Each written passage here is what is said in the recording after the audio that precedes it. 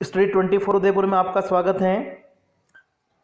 आज का जो हमारा वीडियो है आरपीएससी कॉलेज लेक्चर एग्जाम 2016 में जो हुआ था उसका सेकंड पार्ट। इससे पहले जो हमने फर्स्ट पार्ट देखा था, अगर आपने वो नहीं पढ़ा है तो और देखना चाहते हैं तो उसका लिंक आपको डिस्क्रिप्शन में मिल जाएगा, वहाँ से जाके आप इसका फर्स्ट पार्ट देख सकते हैं। आज हम इसका आगे का जो सेकंड पार्ट है उसको डिस्कस करेंगे।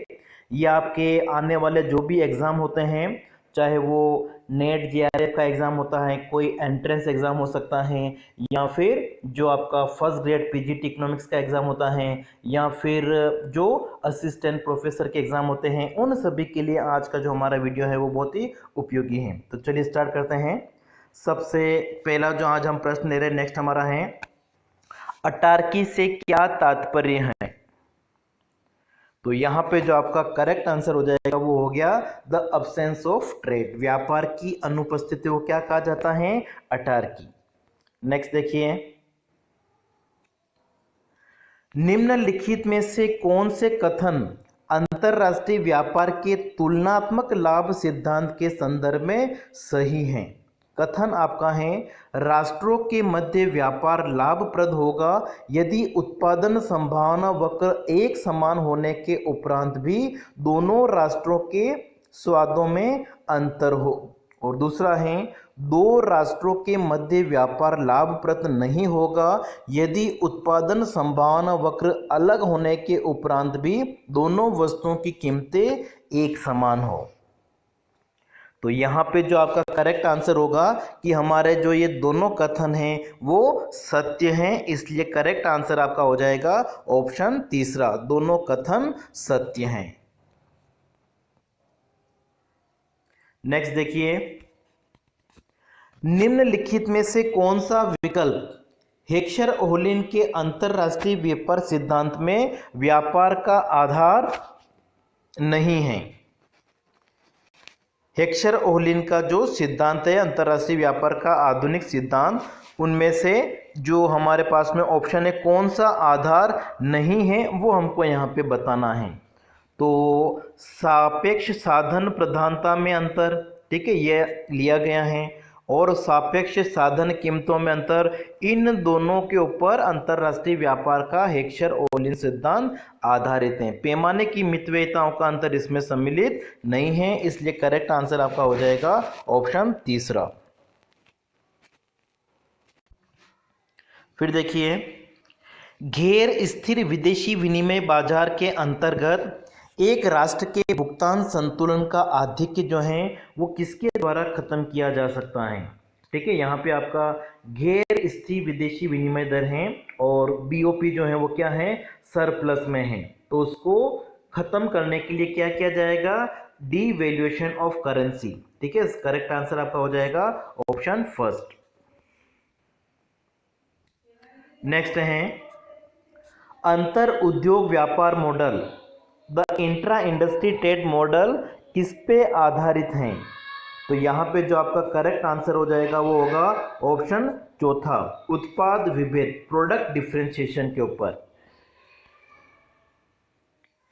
नेक्स्ट है, माना ए एवं बी व्यापार सहयोगी राष्ट्र हैं और राष्ट्र बी के प्रस्तावना वक्र की लोच अनंत है, तब ए राष्ट्र कैसा होगा? छोटा होगा या फिर बड़ा होगा, या तकनीकी रूप से अग्रणी होगा, या फिर पिछड़ा हुआ होगा? ठीक है, तो यहाँ पर अगर हम कहेंगे तो हमारा जो करेक्ट आंसर है वो क्या हो जाएगा?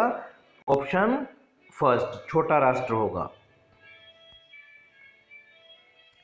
नेक्स्ट देखिए, भारत में विदेशी प्रत्यक्ष निवेश एफडीआई का इनफ्लो हो रहा है। ठीक है, विदेशी प्रत्यक्ष निवेश के होने वाले प्रभाव को लेखा किया जाता है, किस खाते में लिखा जाएगा? जो बैलेंस ऑफ पेमेंट है उसके दो खाते होते हैं, चालू खाता और पूंजी खाता। तो जो पैसा हमारे पास में एफडीआई से आएगा उसको कहाँ लिखा जाएगा? पूंजी खाते की जमा मदों में, credit items of capital account. Next है, विदेशों से प्राप्त साधन आय हिस्सा होती हैं, factor income receive from abroad, इसको हम कौन से अकाउंट में लिखेंगे? तो ये आपका हो जाएगा करंट अकाउंट में, चालू खाते में, ऑप्शन आपका सेकंड। नेक्स्ट है वस्तु या विशुद्ध वस्तु विनिमय व्यापार शर्त व्यक्त की जाती हैं। निर्यातों की कीमत अपॉन आयातों की कीमत, निर्यातों का कीमत सूचकांक अपॉन आयातों का कीमत सूचकांक, निर्यातों का कीमत सूचकांक अपन आयातों का कीमत सूचकांक इंटू 100। तो वस्तु और विशुद्ध वस्तु विनिमय व्यापार की शर्तों को हम इन 3 तरीकों से प्रस्तुत कर सकते हैं। करेक्ट आंसर आपका 4। नेक्स्ट है निम्नांकित में से कौन सा विकल्प आयात अभ्यंश जो आपका इंपोर्ट कोटा है उसके लिए असत्य है? आयात अभ्यंश घरेलू उद्योगों को संरक्षण देने के लिए प्रयोग किया जाता है, ये कथन हमारा बिल्कुल सही है। आयात अभ्यंश घरेलू कृषि संरक्षण के लिए प्रयोग किया जाता है, ये भी सही है। फिर दोनों आयात अभ्यंश घरेलू उद्योगों को संरक्षण देने के लिए प्रयोग किया जाता है और आयात अभ्यंश घरेलू कृषि संरक्षण देने के लिए प्रयोग किया जाता है, मतलब यहाँ पे आपका जो करेक्ट आंसर होगा वो क्या हो जाएगा? ऑप्शन तीसरा। नेक्स्ट देखिए स्टोपलर सैमुअल्सन प्रमेय का अपवाद है, तो यहां पे आपका करेक्ट आंसर हो जाएगा मेट्जर पैराडॉक्स। ठीक है, ऑप्शन आपका सेकंड।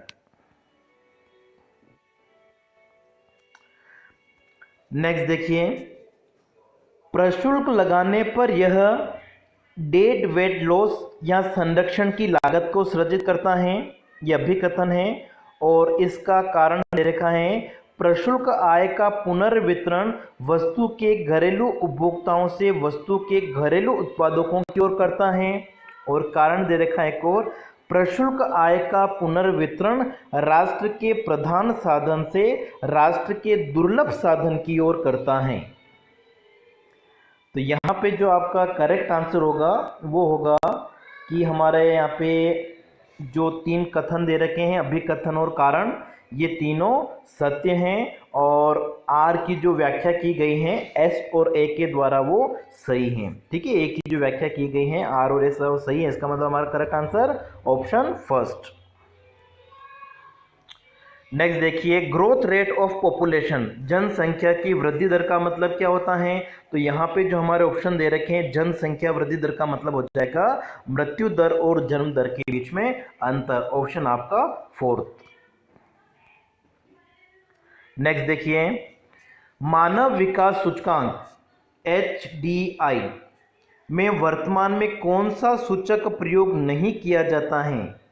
तो देखिए आपका जो सकल राष्ट्रीय उत्पाद है, शिक्षा और उसके बाद में लाइफ एक्सपेक्टेंसी जीवन प्रत्याशा जो है, इन तीनों को लिया जाता है, रोजगार की जो दरें हैं उसको नहीं लिया जाता है। नेक्स्ट है माइक्रो बैंकिंग का आधार किसके दर्शन पर आधारित है? माइक्रो फाइनेंस जो है उसका कॉन्सेप्ट मोहम्मद यूनुस, ऑप्शन आपका फर्स्ट। नेक्स्ट है एक स्वतंत्र अर्थव्यवस्था में आय में असमानताएं मुख्य रूप से निम्न कारण से होती हैं। स्वतंत्र अर्थव्यवस्था में आय की असमानता जो है वो निजी संपत्ति और विरासत इसके कारण हो सकती हैं, ऑप्शन आपका सेकंड। नेक्स्ट देखिए विश्व व्यापार संगठन ने कृषि समझौते में अनुदानों को किन 3 बॉक्स में वर्गीकृत किया है? तो आपका एक तो हो जाएगा अंबर बॉक्स, नीला बॉक्स और हरा बॉक्स, ऑप्शन आपका फोर्थ। नेक्स्ट है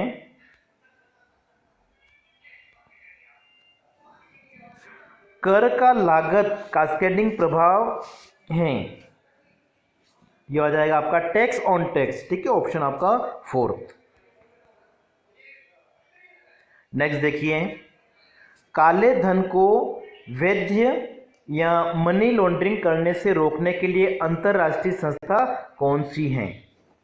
तो यह आपका हो जाएगा FATF। ठीक है, करेक्ट आंसर आपका ऑप्शन सेकंड। नेक्स्ट है लेफर वक्र एक कर नीति के औजार के रूप में किसकी वकालत करता है? तो कर की अनुकूलतम दर और अधिकतम राजस्व। तो यहाँ पे आपका जो करेक्ट आंसर होगा वो होगा ऑप्शन सेकंड। नेक्स्ट देखिए, निम्न कथनों पर विचार कीजिए।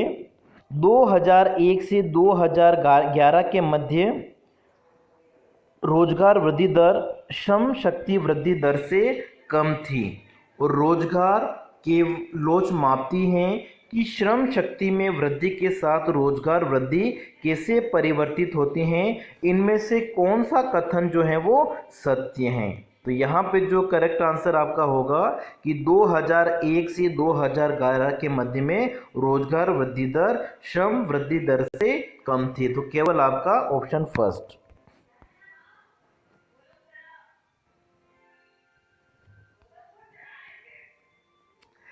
नेक्स्ट हमारा है बेरोजगारी दर को परिभाषित किया जा सकता है श्रम शक्ति के अनुपात में कितने लोग बेरोजगार है? आपका फर्स्ट ऑप्शन।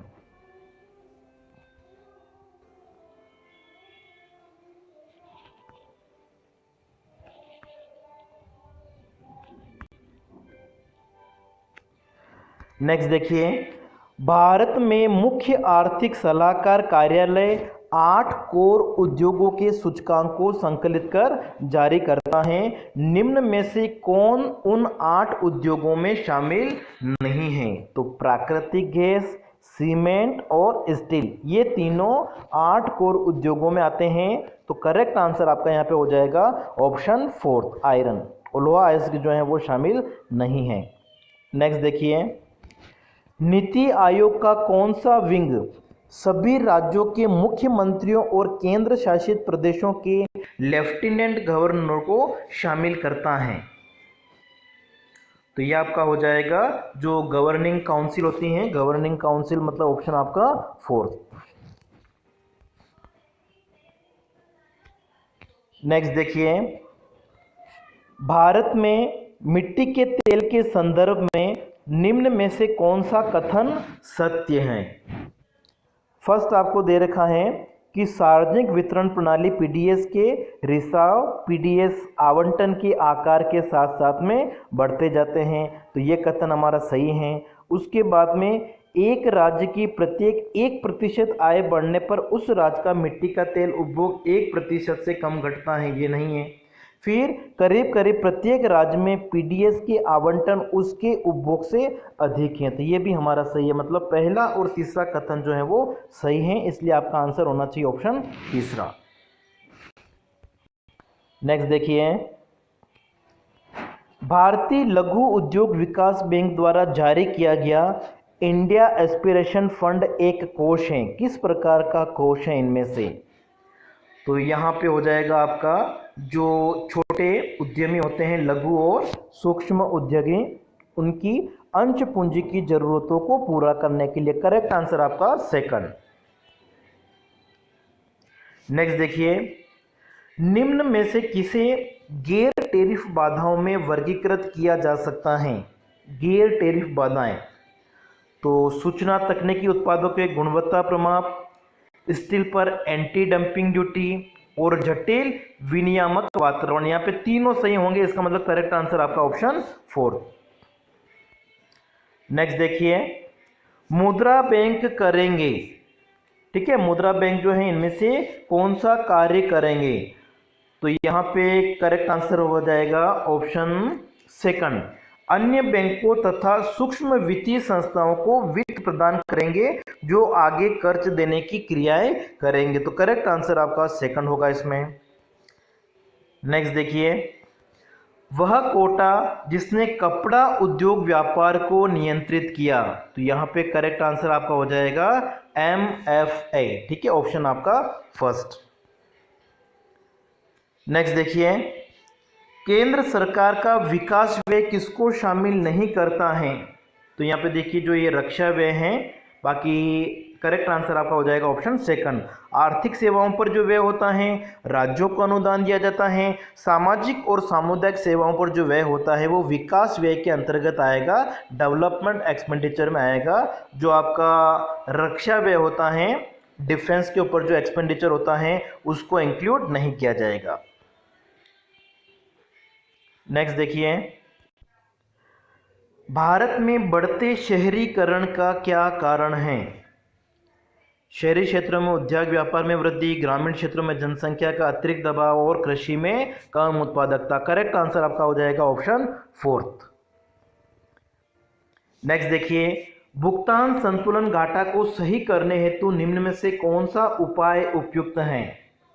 ठीक है, बीओपी जो आपका है उसको करेक्ट करने के लिए, बैलेंस ऑफ पेमेंट में अगर कोई डेफिसिट है उसको किस तरीके से कम किया जाता है, तो उसके लिए क्या जाता है, मुद्रा का अवमूल्यन। ठीक है, डीवैल्यूएशन। तो आपका करेक्ट आंसर हो जाएगा ऑप्शन तीसरा। नेक्स्ट देखिए, हेक्सर ओहलिन सिद्धांत में प्राप्त परिणाम के संदर्भ में लियोनटिफ विरोधाभास क्या बताता है?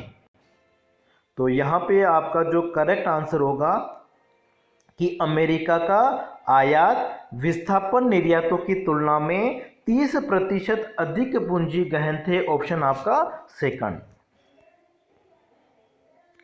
नेक्स्ट देखिए, दक्षिण दक्षिण सहयोग का अर्थ है? तो एक विकासशील देश दूसरे विकासशील देशों के साधनों का प्रवाह। करेक्ट आंसर आपका तीसरा। नेक्स्ट है, भारत की केंद्र सरकार ने निम्न में से किसे महारत्न का स्टेटस प्रदान नहीं किया है? बिल्कुल सिंपल सा है, इसका करेक्ट आंसर आपका हो जाएगा ऑप्शन फर्स्ट, BSNL। नेक्स्ट देखिए, सरकार ने उद्योगों की प्रदूषण क्षमता के अनुसार वर्गीकरण करने के लिए नई 4 रंग की वर्गीकरण योजना जारी की है। इस संबंध में कौन सा सही नहीं है? मामूली प्रदूषणकारी के लिए नारंगी श्रेणी, गैर प्रदूषणकारी के लिए सफेद और सबसे अधिक प्रदूषणकारी के लिए लाल, ये सही है। मामूली प्रदूषणकारी के लिए काली, ये आपका गलत है, ऑप्शन आपका फोर्थ। नेक्स्ट देखिए, निम्न में से कौन सा तत्व भारत की राष्ट्रीय अर्थव्यवस्था में कृषि के महत्व को स्थापित करता है? देश के लोगों की ऊंची प्रति व्यक्ति आय, देश की जीडीपी में कृषि का ऊंचा हिस्सा, देश की जीडीपी में उद्योग का ऊंचा हिस्सा, देश में कृषि पर निर्भर जनसंख्या का ऊंचा प्रतिशत। फोर्थ जो है आपका वो सही है कि कृषि के ऊपर अधिकांश जनसंख्या जो है रोजगार के लिए निर्भर है।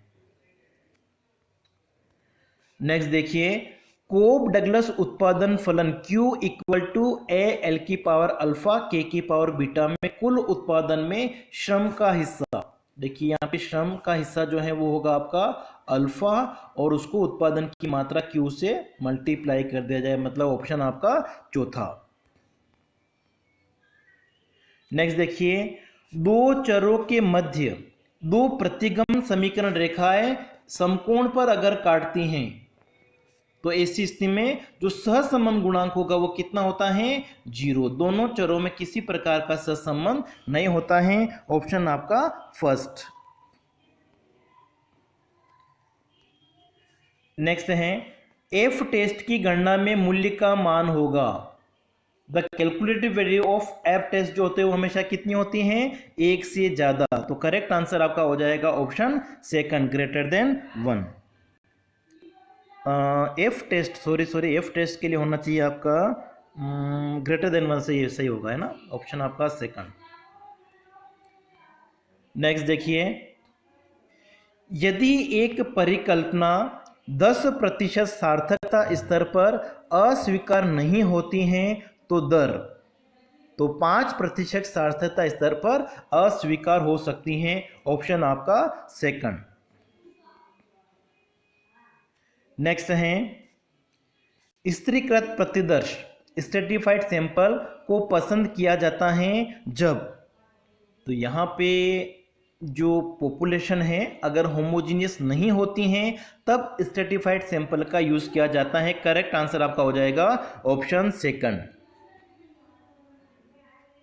नेक्स्ट है अवमूल्यन भुगतान संतुलन में असंतुलन को ठीक कर सकता है। कथन आपका है अवमूल्यन आयातित वस्तुओं की कीमत बढ़ाता है और अवमूल्यन किए गए देश के निर्यातों की विदेशी कीमत को घटाता है। तो यहाँ पे अगर हम देखें तो दोनों कथन जो हैं वो सत्य हैं और जो कारण आपका है वो स्पष्टीकरण भी सही कर रहा है, इसलिए ऑप्शन आपका फर्स्ट। नेक्स्ट देखिए हमको लिस्ट 1 को लिस्ट 2 के साथ में मैच करना है। तो यहाँ पे अगर हम देखें कैनन ऑफ टैक्सेशन जो है वो किसके द्वारा दिए गए हैं, एडम स्मिथ के द्वारा। फिर कैनन ऑफ पब्लिक एक्सपेंडिचर जो है किसके, आपके फिनले शिराज के हैं 3। उसके बाद में इफेक्टिव इंसिडेंस ऑफ टैक्स की अगर हम बात करें तो ये आपका हो जाएगा हिक्स के साथ में संबंधित हो जाएगा। और benefit approach of public expenditure, ठीक है, ये आपका इसी के साथ मतलब आपका हो जाएगा 2314 तो ऑप्शन आपका फर्स्ट।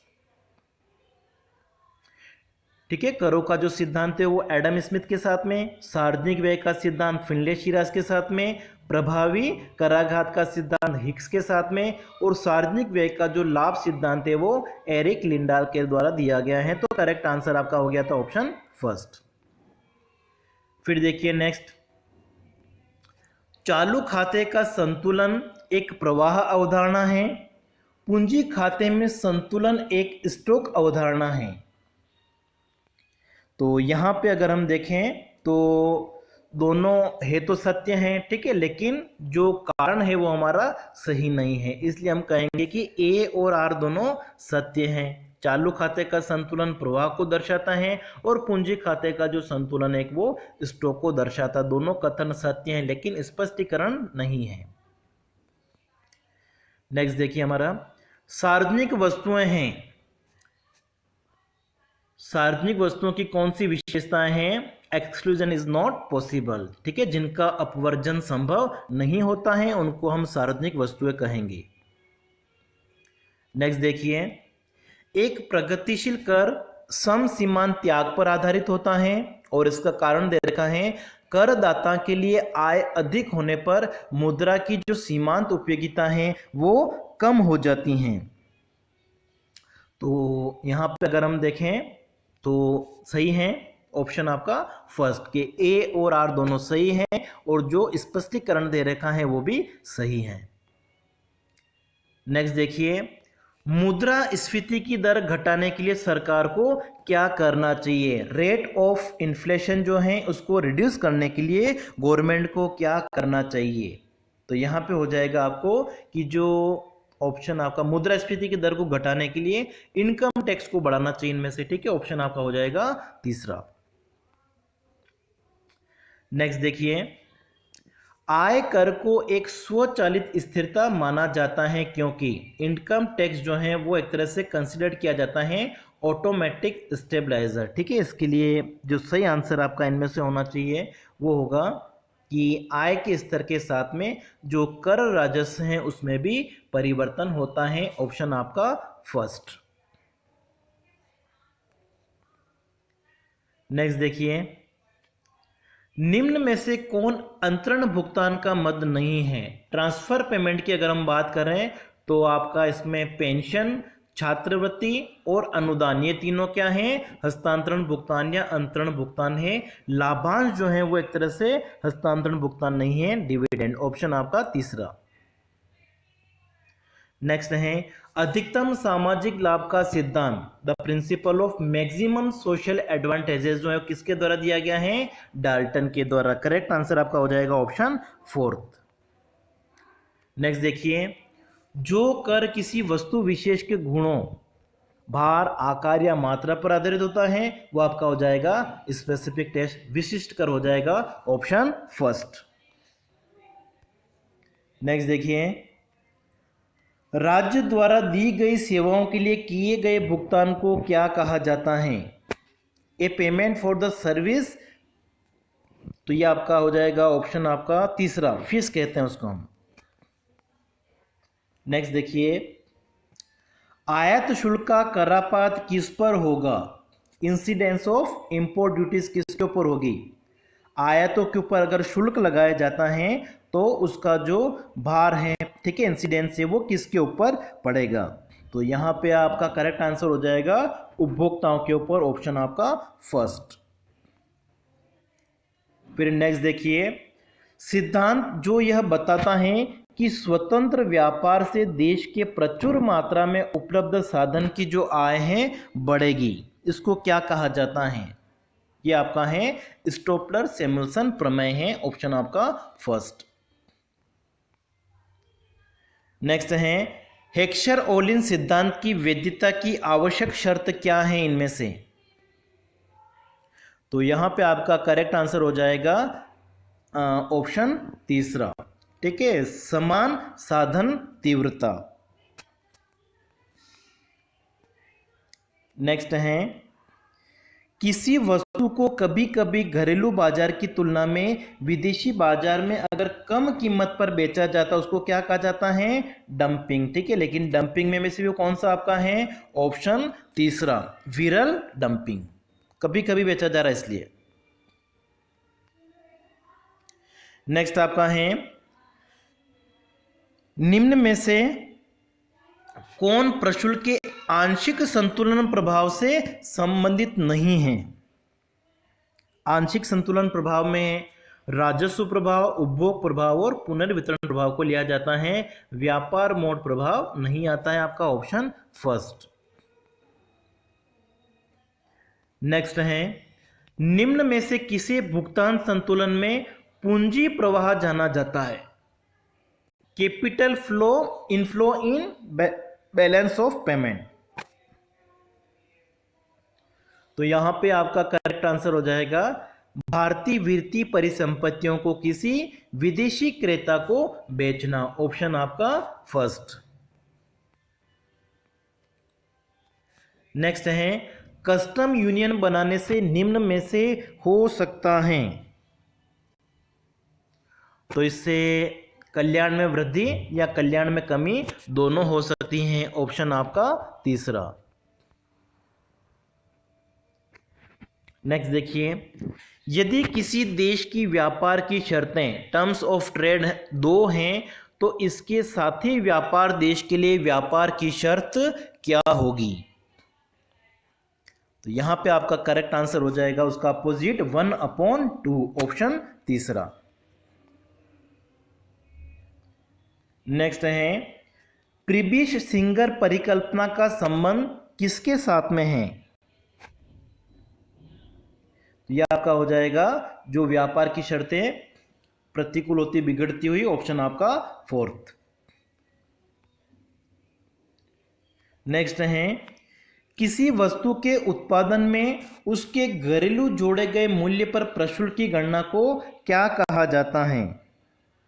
तो ये आपका हो जाएगा रेट ऑफ इफेक्टिव प्रोटेक्शन, प्रभावी संरक्षण की दर, ऑप्शन आपका फोर्थ।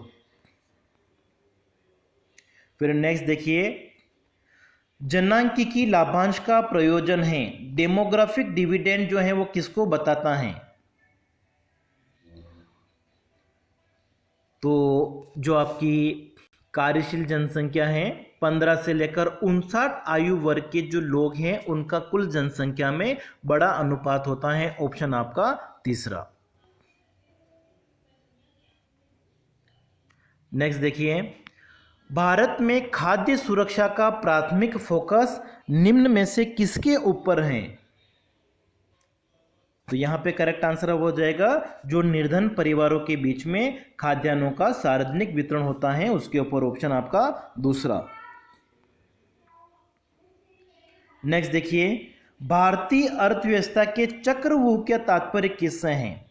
ठीक है, चक्रव्यूह ऑफ इंडियन इकोनॉमी। तो यहां पे हो जाएगा आपका ऑप्शन सेकंड, व्यवसाय से उद्यमों का बहिर्गमन अत्यधिक कठिन होता है। नेक्स्ट है, 2015 उद्योग आधार मेमोरेंडम निम्न में से किसको प्रोत्साहन देने की दिशा में एक कदम है? ठीक है, तो ये आपका हो जाएगा MSME के लिए व्यवसाय को सुगम बनाना, ऑप्शन फर्स्ट।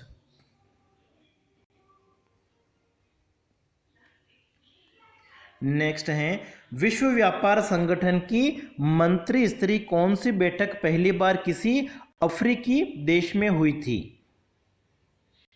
ठीक है, तो ये आपकी 10वीं बैठक जो थी।